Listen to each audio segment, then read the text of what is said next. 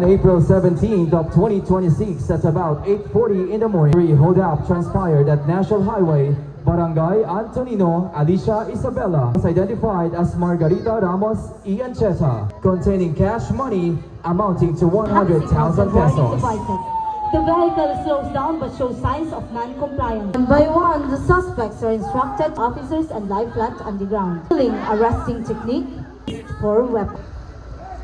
The searcher will now start to search.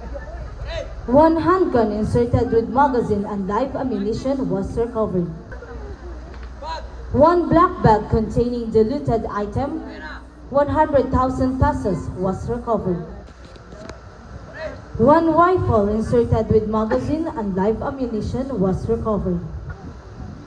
The key and the car used were also confiscated. Subsequently be turned over to Alicia Police. Again, ladies and gentlemen, that concludes the demonstration of high-risk checkpoint operation, teamwork and professionalism in safeguarding the community. Demonstration is a powerful symbol of durable and order and their The final assault position. Count. 5, 3, 1. Execute! Execute! Explosive entry to enter the building. Ay, balikan! Ay, balikan!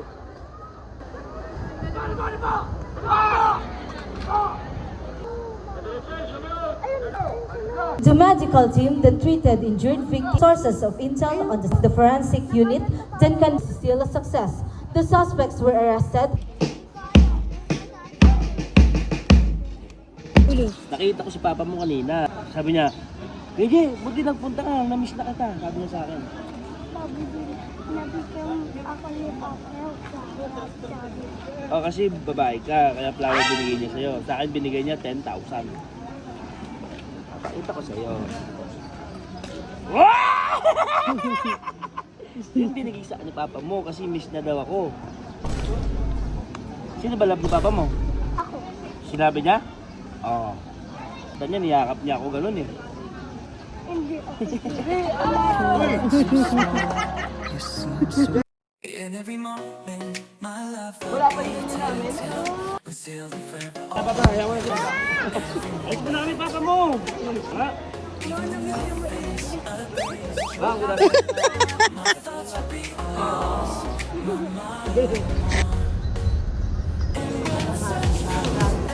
Toma.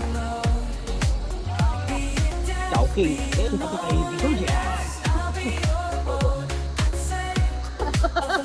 Ana! Wala ka picture.